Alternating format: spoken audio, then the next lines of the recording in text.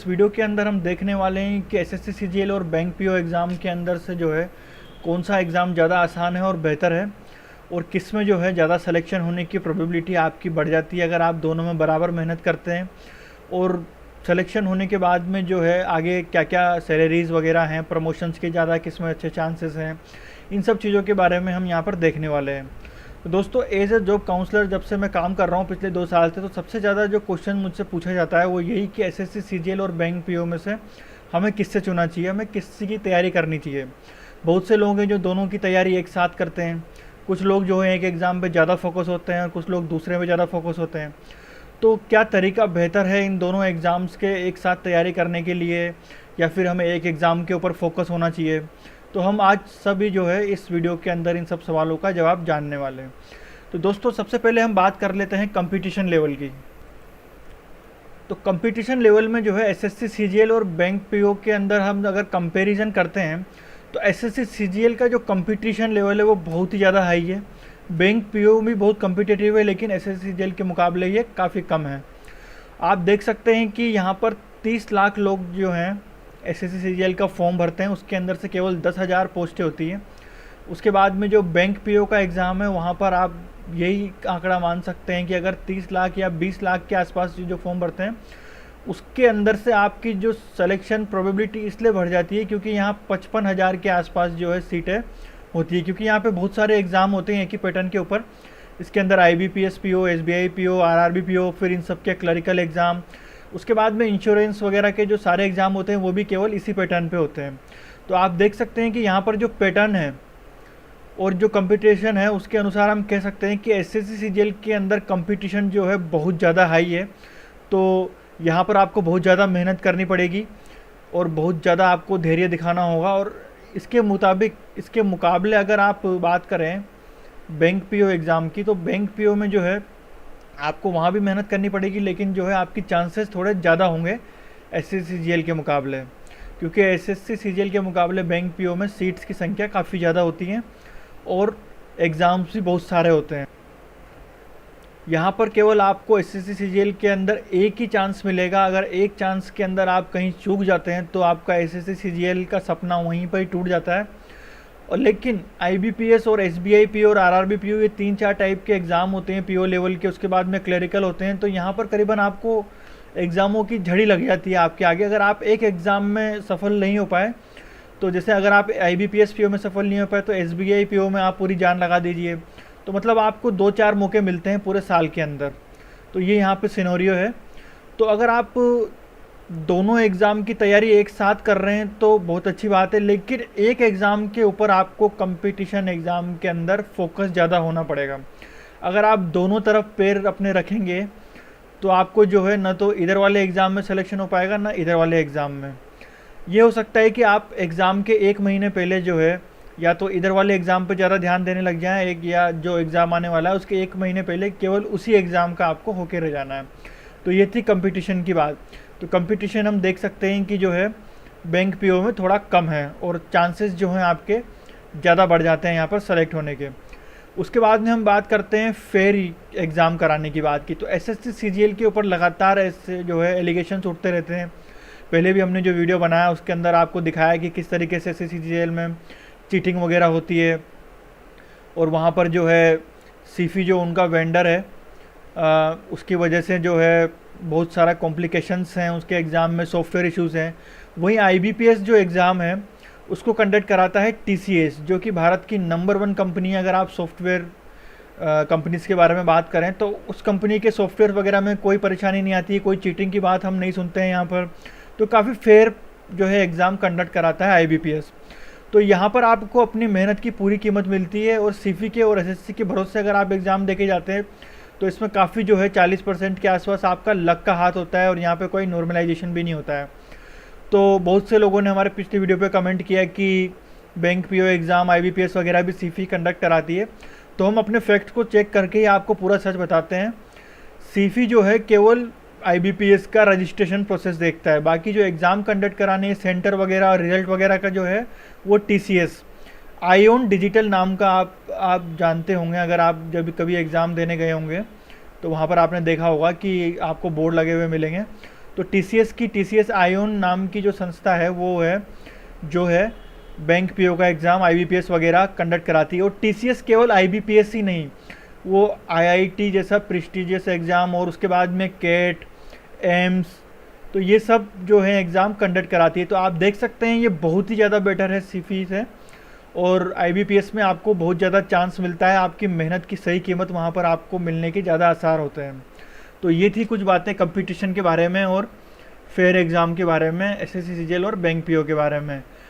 तो आइए आप देखते हैं कि सिलेक्शन होने के बाद में आपको किस एग्ज़ाम में कितनी सैलरी जो है वो मिलती है इन हैंड। पहली सैलरी की हम यहाँ पे बात कर रहे हैं। तो एसएससी सीजीएल के अंदर जो है 3-4 टाइप की पोस्ट होती हैं। उनके अंदर से एक 4800 ग्रेड पे होती है और एक 4200 होती है, कुछ 2800 ग्रेड पे की पोस्ट होती हैं। तो जो मेन पोस्ट होती हैं वो केवल 2 से 3 हज़ार जो होती हैं वो 4800 से 4200 ग्रेड पे के बीच में होती है। तो उनकी जो सैलरी है 7th पे कमीशन के बाद हम यहाँ पर बात कर रहे हैं तो 48,000 से 50,000 के आसपास होती है। इन हैंड जो है पहली सैलरी की हम बात कर रहे हैं यहाँ पर, और वो भी केवल 2 से 3 हज़ार, 2000 से 3000 पोस्टें होती हैं यहाँ पर। और उसके बाद में जो 2800 ग्रेड पे वाली पोस्टें हैं उनकी सैलरी यहाँ पर आराम से आपको जो है 25,000 से 30,000 के बीच में जो है मिलने के आसार होते हैं 7th पे कमीशन के बाद में। उसके बाद में बैंक पीओ की अगर इन हैंड सैलरी की बात करें, जो हमारे दोस्त लोग हैं वो बताते हैं कि 36,000 से लेकर 41,000 जो है बैंक पीओ की सैलरी अभी इन हैंड मिल रही है। ये एसबीआई की सैलरी नहीं है क्योंकि वहाँ पर बहुत ज़्यादा मिलती है, लेकिन जो दूसरे बैंक हैं जैसे पीएनबी हो गया, जो कॉमन बैंक है आईबीपीएस पीओ वगैरह से, वहाँ से आपको 36,000 से 41,000 सैलरी आराम से मिल जाएगी। लेकिन अभी जो है हर 5 साल में सैलरी रिवीजन होता है। जैसे यहाँ पर 7th पे कमीशन होता है, यहाँ पे 11th बाईपेट्रेट एग्रीमेंट होगा जो कि 1 नवंबर 2017 से लागू होने वाला है।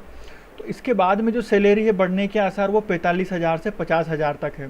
तो लगभग हम कह सकते हैं कि 4800 ग्रेड पे के अनुसार ही यहाँ पर हमको सैलरी जो है बैंक पीओ में देखने को मिलेगी। तो सैलरी में आप देख सकते हैं कि जो मुख्य जो मेन जॉब्स हैं उसकी सैलरी में कोई डिफरेंस नहीं है। जो डिफरेंस मेन आता है वो होता है पावर का। एसएससी सीजीएल के अंदर जो 2-3 हज़ार की पोस्टें होती हैं, 2-3 हज़ार पोस्ट, उनकी जो पावर, उनकी जो रेपुटेशन होती है वो बहुत ही बेहतर होती है बैंक पीओ के अनुसार। तो अगर आप उस कंपटीशन को झेलने के लिए तैयार हैं और पूरा एकदम मन लगाकर पढ़ना चाहते हैं और आपने टारगेट बना लिया है कि आप एसएससी सीजीएल की उन्हीं पोस्टों के ऊपर टारगेट रख के चलेंगे, तो आपके लिए एसएससी सीजीएल बहुत ही बेहतर चॉइस है। लेकिन अगर आपको एक कम कंपटीशन के अंदर बहुत ही बेहतरीन सैलरी चाहिए, जहाँ पर बैंक पीओ के अंदर आपको आराम से 10,000 के आसपास आपको पीओ की पोस्ट होती है, उसके बाद में एओ की पोस्ट होती हैं काफ़ी अच्छी 5,000 के करीब इंश्योरेंस सेक्टर वगैरह में, तो वहाँ पर आपको अच्छी सैलरी मिल जाएगी। उसके बाद में क्लरिकल लेवल की सैलरी भी आपको एसएससी की नीचे वाली पोस्ट की सैलरी के अनुसार आप कंपेयर कर पाएंगे। तो सैलरी में वैसा कोई ज़्यादा डिफरेंस नहीं है। जो मेन डिफरेंस है वो उनके वर्क कल्चर में है और उनकी जो रेपुटेशन है बैंक के जॉब वगैरह और एसएससी जॉब की, उनके अंदर है। तो आइए हम कुछ मेन डिफरेंसेस देख लेते हैं। तो ये जो सैलरी है मेट्रो सिटीज़ के अंदर, ये 7th पे कमीशन के पहले वाली है। तो आप यहाँ पे देख सकते हैं कि 30 से 35,000 अभी जो यहाँ पर है आईबीपीएस पीओ की सैलरी है, और एसएससी सीजीएल के अंदर ये है 46,000 7th पे कमीशन के बाद में, 46,000 से 50,000 के आसपास जो है यहाँ पर आपको सैलरी मिल जाएगी। तो सैलरी पे आपको ज़्यादा ध्यान नहीं देना चाहिए। उसके बाद में हम चलते हैं बॉन्ड ऑफ ज्वाइनिंग के अंदर।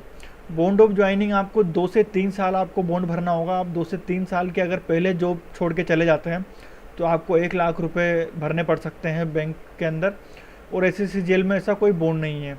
ट्रांसफ़र्स यहाँ पे बहुत ज़्यादा होते हैं आपके बैंक के अंदर, और मोस्टली 5 से 8 साल के अंदर आपका ट्रांसफ़र एसएससी सीजीएल में आपको देखने को मिलता है।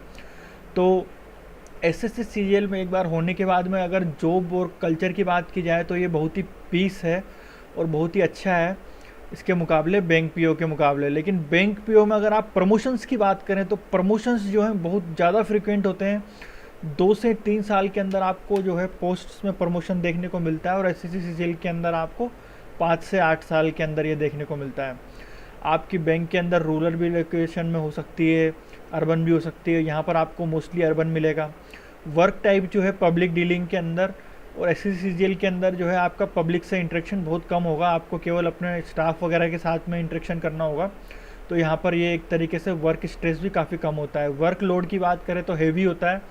यहाँ पे 10 से 5 का कोई मतलब नहीं होता है। जो टाइम पीरियड होता है आपका जॉब का, आपको केवल आपका बैंक का काम ख़त्म करके ही आपको घर जाना होता है, भले आपको 10 बजे या 11 बजे रात की। लेकिन एसएससी सीजीएल के अंदर ऐसे कोई टाइम बाउंडेशन नहीं है, इतना ज़्यादा प्रेशर नहीं है, तो आप आराम से जो है टाइम ख़त्म करके ऑफिस टाइम अपना जा सकते हैं।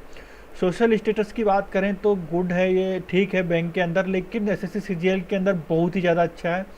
इनकम टैक्स इंस्पेक्टर और एक्साइज इंस्पेक्टर, इन सब जॉब्स की, और जो मिनिस्ट्री में जॉब मिलती है रेलवे वगैरह की, तो आपकी जो ओहदा होता है उसकी बहुत ज़्यादा पहुंच होती है, तो ये आपके लिए बहुत अच्छा होता है। लेकिन ये सब केवल 3,000 से 4,000 पोस्ट के बीच में ही होता है।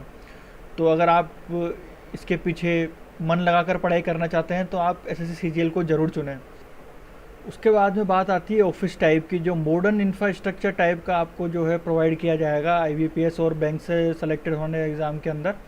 तो यहाँ पर आपको बहुत ही अच्छी जो है सुविधा दी जाएगी। अर्बन एनवायरनमेंट पूरा रखा जाएगा, एसी आपको मिलेंगे, कंप्यूटर आपको बिल्कुल अच्छे क्वालिटी के मिलेंगे। और जो एसएससी सीजीएल के अंदर है, आपको काफ़ी पुराना टाइप का क्लासिकल बिल्डिंग्स और वगैरह के अंदर काम करना होगा, फाइलों के साथ में आपको काम करना होगा, कंप्यूटर का यूज़ बहुत ही कम होगा। उसके बाद में ऑनलाइन एग्ज़ाम जो है आईबीपीएस का, हमने आपको बताया कि बहुत ही बेटर है, जो सिलेक्शन प्रोसेस है वो भी काफ़ी फेयर है। और एसएससी सीजीएल भी अब ऑनलाइन हो चुका है 2016 से, तो यहाँ पर भी आपको थोड़ा बहुत अब देखने को मिल सकता है कि चीटिंग वगैरह कम है, लेकिन अभी भी यहाँ पर बहुत सारी सुधार की गुंजाइश है। तो कंपटीशन की हम बात करें तो हाई होता है आईबीपीएस के अंदर और बैंक पीओ के अंदर, लेकिन एसएससी सीजीएल के अंदर ये वेरी वेरी हाई होता है। तो यहाँ पर आप देखें, अगर आप पूरी तरीके से एकदम मन लगाकर पढ़ने के लिए तैयार हैं तो इस एग्ज़ाम को चुनें। नंबर ऑफ सब्जेक्ट्स यहाँ पर 5 होते हैं, हालांकि अब ये लेटेस्ट ट्रेंड के अनुसार 4 हो गए हैं, और एसएससी सीजीएल के अंदर भी ये 4 ही होते हैं। लगभग दोनों का कोर्स जो है थोड़ा बहुत सेम होता है, कुछ कुछ टॉपिक्स होते हैं जो अलग होते हैं, उनके बारे में हम आगे डिस्कस करने वाले हैं। दोनों जो है सिलेबस के बारे में हम कंपेयर करने वाले हैं। तो सिलेबस के बारे में हम यहाँ पर बात करेंगे, तो जो लेटेस्ट ट्रेंड और टेक्नोलॉजी के अनुसार सिलेबस होता है, उस एसएससी सीजीएल के अंदर जो है काफ़ी क्लासिकल सिलेबस होता है, हर बार क्वेश्चन रिपीट्स होते हैं, और जो है काफ़ी क्लासिकल क्वेश्चंस जो है यहाँ पर पूछे जाते हैं। तो आइए अब हम बात करते हैं इन दोनों एग्ज़ाम्स के बीच के जो डिफरेंसेस हैं, सिलेबस के बीच में क्या डिफरेंस है। तो यहाँ पर हम सबसे पहले बात करते हैं मैथ्स की। तो मैथ्स के अंदर जो है, जिसको क्वांटिटी एप्टीट्यूड भी हमारे दोनों एग्ज़ाम में से कहा जाता है, तो जो कॉमन टॉपिक है, नंबर सीरीज आपको दोनों में देखने को मिलेंगे, डाटा इंटरप्रिटेशन आपको दोनों में देखने मिलेगा। इनका लेवल अलग अलग होगा। तो डाटा इंटरप्रिटेशन का लेवल बैंकिंग में बहुत ज़्यादा हाई होता है, जैसे एसएससी सीजीएल के अंदर बहुत आसान होता है। Simplification, profit loss, percentage, partnership, simple interest, compound interest, ratio, average, alligation, time work, mensuration, speed, distance type की टॉपिक जो है कॉमन टॉपिक्स होते हैं। उसके बाद में जो बैंक पीओ के अंदर जो हैं, जो टॉपिक्स पूछे जाते हैं अलग से हैं, वो क्वाड्रेटिक इक्वेशन के ऊपर थोड़ा ज़्यादा ध्यान होता है, और डाटा सफिशिएंसी, इसके बारे में थोड़ा ज़्यादा क्वेश्चंस ये लोग पूछते हैं, जो कि डाटा इंटरप्रिटेशन से आप रिलेट कर सकते हैं। इसके अंदर आपको टाइम एंड डिस्टेंस वगैरह और सिंपल इंटरेस्ट और कंपाउंड इंटरेस्ट से क्वेश्चन पूछे जा सकते हैं डाटा सफिशिएंसी के अंदर। लेकिन एसएससी सीजीएल के अंदर आपको 4-5 टॉपिक और पढ़ने पड़ते हैं, जिसके अंदर अलजेब्रा, ज्योमेट्री और ट्रिग्नोमेट्री ये बहुत मेन है। तो आपको ये एडवांस मैथ से हम आपको बोलते हैं, ये इसको जो है एडवांस मैथ जो है वो अलग से पढ़नी होगी। ये टियर 2 और टियर 1 के अंदर आपको काफ़ी ज़्यादा पूछी जाती है। तो इस तरीके से ये एसएससी सीजीएल का एग्ज़ाम जो है, इसके अंदर आपको ये 3-4 टॉपिक हैं, बहुत ज़्यादा पढ़ने पड़ते हैं। और उसके बाद में हम बात करते हैं यहाँ पर रीजनिंग की। तो रीजनिंग में जो बैंकिंग की रीजनिंग है वो काफ़ी ज़्यादा मुश्किल होती है। इसके अंदर आपको puzzles, syllogism, blood relations, input output inequalities, data sufficiency जैसी चीज़ें पूछी जाती हैं। एसएससी सीजीएल की रीजनिंग यहाँ पर बहुत ही ज़्यादा आसान होती है। ये एक तरीके से बैंकिंग की जो रीजनिंग है उसके मुकाबले अगर आप इसको कंपेयर करेंगे तो ये 10 से 20% भी मुश्किल नहीं है, बहुत ही ज़्यादा आसान है। इसको कोई भी कॉमन बच्चा, एवरेज बच्चा जो बैंकिंग की रीजनिंग की तैयारी करता है, वो बहुत ही आसानी से 25 में से जो क्वेश्चन आते हैं उसके आराम से जो है 21 से 22 क्वेश्चन वो कर सकता है। तो ये बहुत ही एक आसान टाइप की रीजनिंग यहाँ को देखने को मिलती है। कॉमन टॉपिक्स हम यहाँ देख सकते हैं, coding, decoding, critical reasoning, direction sense. उसके बाद में हम यहाँ पर बात करते हैं इंग्लिश के बारे में। तो इंग्लिश के अंदर आप देखेंगे कि इंग्लिश के अंदर जो कॉमन टॉपिक्स हैं वो है रीडिंग कॉम्प्रिहेंशंस, करेक्ट यूसेज और fill in the blanks. Banking के अंदर जो है पैरा जंबल के ऊपर काफ़ी ज़्यादा फोकस किया जाता है। यहाँ पे 5 नंबर का एक सिंगल पैरा जंबल दिया जाता है। क्लोज टेस्ट के ऊपर ज़्यादा फोकस किया जाता है। वहीं एसएससी जो है सिनोनिम और एंटोनिम्स पे, वोकेबलरी के ऊपर ज़्यादा ध्यान देती है। आइडम्स एंड फ्रेजेस पे, डेफिनेशन पे, करेक्ट स्पेलिंग्स पे ज़्यादा ध्यान देती है। तो जो यहाँ पर इस वजह से कोर्स काफ़ी ज़्यादा बढ़ जाता है, क्योंकि आपको सारे idioms and phrases, one word substitutions वगैरह जो है याद करने होते हैं। उसके बाद में हम यहाँ पर बात करते हैं जीके की। तो जीके के अंदर जो एसएससी सीजीएल में टॉपिक आते हैं वो general science, Indian economy, geography, history और अवार्ड्स। तो अपने आप में एक बहुत ज़्यादा कोर्स हो जाता है और बहुत ही वास्ट है। इसको कंप्लीट कर पाना बहुत ही मुश्किल होता है, क्योंकि एसएससी कहीं से भी अपना क्वेश्चन जो है पूछ सकता है। उसके उलट अगर आप बैंकिंग में देखेंगे तो बैंकिंग में 3 या 4 ही टॉपिक होते हैं, जिनके अंदर मेन होते हैं banking, financial awareness, current affairs और डे टू डे जीके। तो इन 4 टॉपिक्स में केवल पूरी बैंकिंग की जो जीके है वो समाई होती है। तो आप इसका कोर्स ज़्यादा आसानी से कंप्लीट कर सकते हैं मुकाबले एसएससी सीजीएल के। तो दोस्तों ये हमारी तरफ से कोशिश थी एसएससी सीजीएल और आईबीपीएस के जो एग्ज़ाम्स है बैंक पीओ वगैरह के, उनके बीच में डिफ्रेंशिएट करने की और आपको बताने की, ताकि आप सही एग्ज़ाम चुन सकें और उस पर फोकस कर सकें। तो दोस्तों अगर आपको वीडियो पसंद आया और आपको कोई नई जानकारी यहाँ से पता चली तो वीडियो को प्लीज़ लाइक कीजिएगा और हमें कमेंट्स में लिख के ज़रूर बताइएगा कि आप इन दोनों एग्ज़ाम में से किसके ज़्यादा फेवर में हैं, कौन ज़्यादा आपको बेटर लगता है। तो मिलते हैं आने वाले वीडियोज़ में, तब तक के लिए जय हिंद, वंदे मातरम।